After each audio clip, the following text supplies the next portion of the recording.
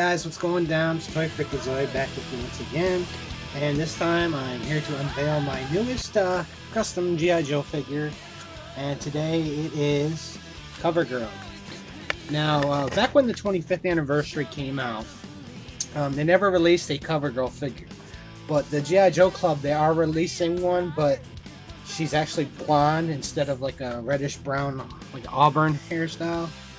But to me, CoverGirl was always like almost like the color of Scarlett's hair, but a little darker. So, but the figure looks cool, but I'm not going to spend another $300 something or whatever, or $50 for a regular figure that I can do myself, and probably do a halfway decent job on it. So, what do you guys think? This is my version of CoverGirl. The body is from the Rise of Cobra CoverGirl figure from that one, which, let's face it, that's an ugly figure, but it has a good body for a figure to make your own version. So what I did is if you guys can look real close, as you can see, she has an opening at the bottom of her shirt. Now I'm trying to copy the Devil's Due comic, because that's the way she looked in the comic.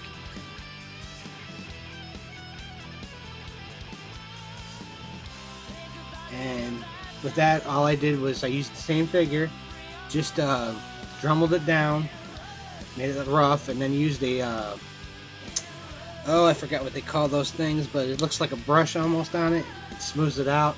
It's almost like a buffer. I think it is a buffer, but whatever. But yeah, I did that around the front, just the front, and I just added some green stuff and made an opening and used some flesh tone color paint, and I made an opening. And if you can see real close, I don't know if you guys can see it real well, but I did use the Dremel and Dremeled her just a tiny little belly button, and I made it open because, you know, she's a model. She's gonna dress like a model, but she's also a tank operator, so she's also gonna wear that. The jacket is all green stuff. I just, used a needle point, and I just added a little grooves and stuff in the jacket, and I added little pockets, and just some brown and white paint. And so yeah, the arms are from a 25th Cobra Trooper. Just painted them, drummeled them down as usual, and I just painted them brown to match the jacket. And the jacket does not come off, so we hardly ever seen her with a jacket off except in the comics, so and as you can see, just look around. I also use the same legs from the CoverGirl from the Rise of Cobra. Just painted them with tan colored paint. Same with the shirt, just a little added a little bit white to make it a little brighter than her pants. If you look close, you can see she's wearing some dog tags. You can see them in the pictures. You can't really see them real well on here, but they're painted also onto the shirt. Turn around. Like I said, it's all green stuff. I might have to touch that up a little bit. But yeah, it's all green stuff. I added a holster for a gun, which the gun does come out. And I just painted the boots black. I know she looks like she has brown in some of the comic books, but with a brown bomber jacket and brown boots, that wouldn't look right, so I just painted them black. And if you look, I painted a little bit on the side for the buckles on the belt, on the God, I can't talk, the boots, and I just painted them silver on the side of the buckles. So yeah, alright, so that's my first one. Oh, the head is from Rise of Cobra Scarlet. As you can see, like I said, I just painted it brown. And I added just a little tiny bit of green stuff to give like a little strand of hair in front of her face. But I might possibly use this head and cut off the hair and use some green stuff to make my own hair for her. But I don't know, I'm kind of digging it like this. So yeah. So if you guys really dig it, let me know. Leave a comment, and I'll show you guys the next one. So let's move on to custom number 2.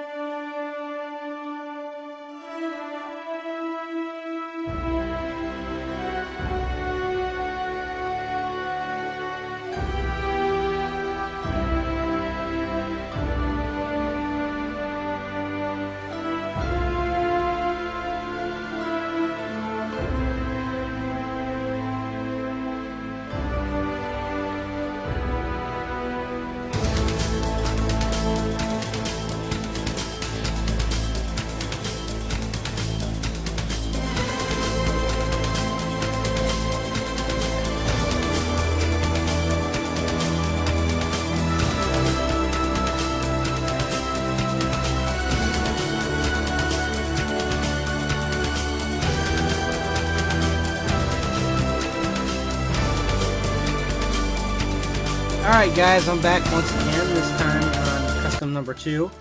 This is my version of the Resolute Storm Shadow. Now, there's nothing really wrong with the packaged Storm Shadow. If you guys would look right here, if you look at this picture that I'll show you, you can see why I decided to change it.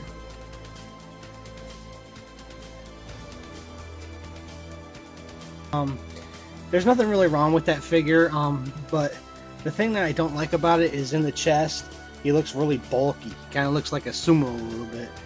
But like I said, there's nothing really wrong with it. It just looks too bulky to me. So what I did is I popped I think it might have been an old 25th Ninja, or it might have been one of the Storm Shadows that came out. I think it was one of the 2-pack Storm Shadows. I just used the torso and the lower body of that.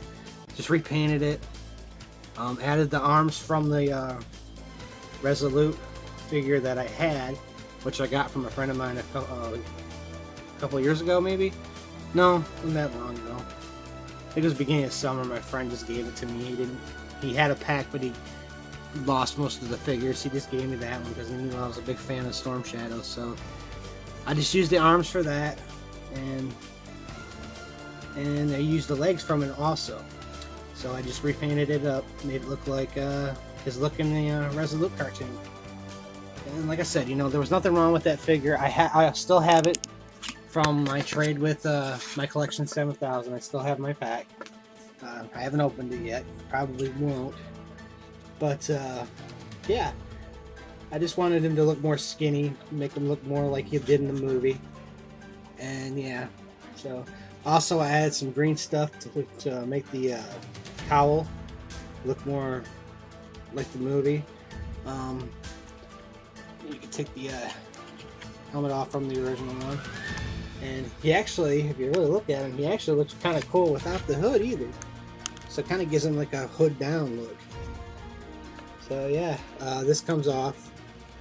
Just cut this off from one of them, and the thing fell off.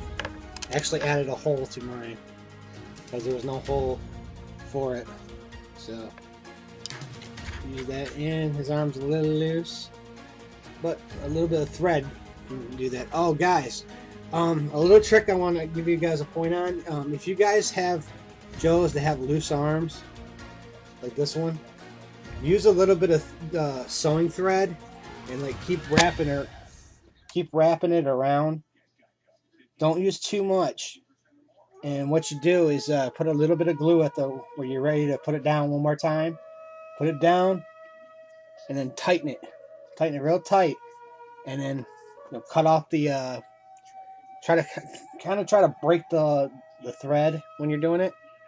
That way you can always just take like a lighter and just light the thread a little bit, and it'll go up, and then it'll go out, and it'll be all up in the arms.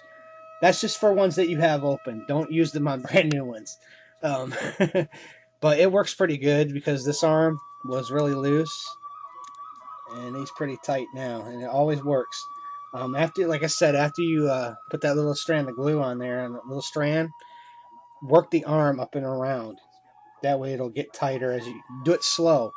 That way, when you keep doing it, the arm will start tightening up. And just keep doing it even after it's tightened. So that way the arm doesn't stay glued into place. And it works. I've been doing it for a long time. I've had figures that have loose ends and everything. So it works. I just got to do it with this one more time. So, yeah. Like I said, I thought that Storm Shadow was a really cool look for him in the Resolute movie. The figure just made him look too bulky. So yeah, also on here I also included the pack that was on the back of that figure. So yeah, he's just pretty much the same figure, just looks more accurate to his look in the movie. So yeah, so those are my 2 figures, this young lady and Storm Shadow. So I'll give you guys a sneak peek at what I'm working on next. This is probably going to be one of my biggest customs that I've done in a long time. So I'll show you guys real quick. If you guys can guess who this is going to be.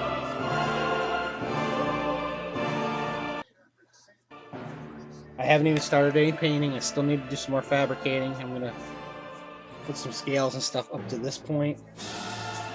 And if you guys know who I'm talking about, cool. If you don't, it's Golobulus from the G.I. Joe movie, the original G.I. Joe animated movie. It's going to be my version of what he looks like. I was kind of incorporating that pod from the movie that he was in, when he was in that big sphere looking thing. I didn't really like that, but I thought an idea would be cool is if he was half like that and half snake. So yeah. Like I said, this is going to be my most challenging custom to date. See, I added green stuff right here for the scales on the snake. I used my soldering, not my soldering, but my Dremel to add the grooves in here for a snake. He's going to look really cool when he's painted. I'm not done with this part yet, but he's going to look really cool when he's done. So, yeah, that's my next custom. It's going to take me probably another week or so to do. I'm using a rubber snake body for the end of the snake. So yeah, it's kind of like my look for it because, you know, I didn't really like his look at first, but my friend decided, hey man, why don't you do a Golobulus? That'd be kind of cool. So I was like, okay, and I decided to do it. So hopefully he turns out all right. If he doesn't, oh well, you know, at least I tried. So yeah, so these are my customs that are done, and my Golobulus, which will be done in another week. So keep on the lookout for him, and I guess that's it for now, guys. This is Toy Freakazoid saying peace as always, and take care of you guys yourselves. I'll talk to you guys next time.